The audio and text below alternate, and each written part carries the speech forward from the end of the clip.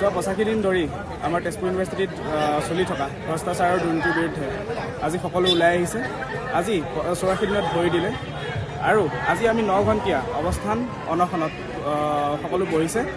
আমি যোৱা 6 তাৰিখে মিনিষ্ট্ৰী অফ এডুকেশ্যনৰ পৰা এক যি কমিটি আহিছিলে সৌমিয়া গুপ্তা আৰু বিনীত যোশী ডাঙৰীয়াৰ অধীনত, আমি বিশেষ একো ফলাফল নাপালোঁ, একো আমি ৰিজাল্ট নাপালোঁ। যাৰ আমাক 9 তাৰিখৰ ভিতৰত এটা ৰিজাল্ট দিয়াৰ কথা আছিলে, কিন্তু আমি একো ৰিজাল্ট নাপালোঁ। সেইকাৰণে আমাৰ সকলো আজি ওলাই আহিছে, এক্সাম দি কিছুমান ওলাই আহিছে, কিছুমানে পঢ়িবৰ কাৰণে ইয়াত কিছুমানে এছাইনমেণ্ট কৰি আছে, কিছুমানে পঢ়ি আছে। আৰু যেতিয়ালৈকে আমাৰ এই যি দুৰ্নীতিগ্ৰস্ত উপাচাৰ্য শ্ৰী শম্ভুনাথ সিং ডাঙৰীয়া যেতিয়ালৈকে ইয়াৰ পৰা অপসাৰণ নহয়, যেতিয়ালৈকে ৰিজাইন নকৰে, তেতিয়ালৈকে আমাৰ এই প্ৰতিবাদ চলি থাকিব। আৰু আমাৰ ইয়াত কোনো হাৰি যোৱাৰ ভিতৰত নহয়, সকলোৱে লাগি আছে, দিনে ৰাতি আমি কষ্ট কৰি আছোঁ। আমি যিমান পাৰোঁ সোনকালে আমাৰ এই দাবী মানিব লাগিব আৰু আমাৰ এই দাবী সকলোৱে বিচাৰিছে।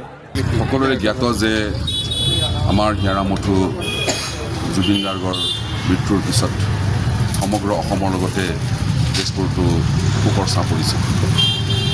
আৰু তেজপুৰ কেন্দ্ৰীয় বিশ্ববিদ্যালয়ৰ ছাত্ৰ ছাত্ৰীসকলে জুবিন গাৰ্গক শ্ৰদ্ধাঞ্জলি জনাবৰ কাৰণে এটা অনুষ্ঠানৰ আয়োজন আৰম্ভ কৰাৰ লগে লগে বিশ্ববিদ্যালয়ৰ প্ৰশাসনৰ লগত সংঘাত সৃষ্টি হয়। আৰু বিশ্ববিদ্যালয়ৰ সংঘাত সৃষ্টি হোৱাৰ লগে লগে বিশ্ববিদ্যালয়ৰ উপাচাৰ্য বিশ্ববিদ্যালয় এৰি তেজপুৰ এৰি তেওঁ গুচি যায়।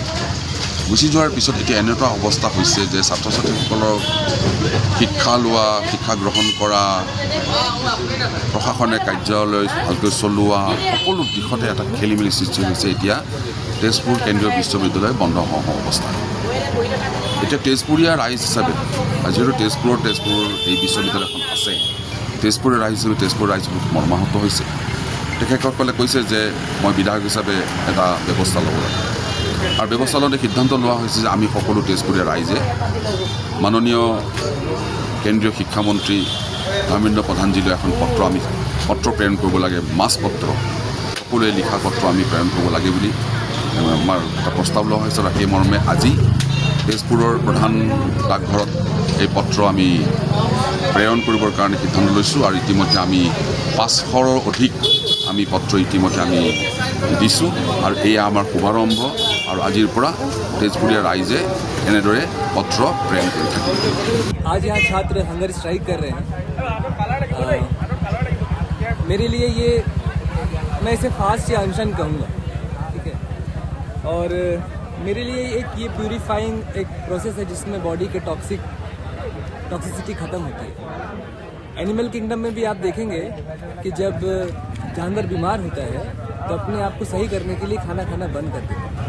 आज के दिन हमारी यूनिवर्सिटी बीमार है और इस हंगर स्ट्राइक या इस फास्ट या इस अनशन से हमारी जो कोशिश है कि ये जो बीमारी यूनिवर्सिटी जो बीमार है ये फिर से सही हो जाए, फिर से ठीक हो जाए। और मुझे उम्मीद है कि इस फास्ट की जो अपील है, जो हम एक तरफ तो हम उन लोगों से कर रहे हैं जिनको यूनिवर्सिटी से जुड़े इस पूरे मसले पर निर्णय लेना है, लेकिन ये उन साथियों से भी अपील है जो चुपचाप आज अपने कमरों में बैठे हुए हैं, अपने ऑफिसों में बैठे हुए हैं। उनके अंतरात्मा से अपील है, उनके कंशाइंस से अपील है कि वो आज आके हमारी इस मुहिम में जुड़ेंगे और इस समय जब हम यूनिवर्सिटी को ठीक करने की कोशिश कर रहे हैं अपना योगदान देंगे। धन्यवाद।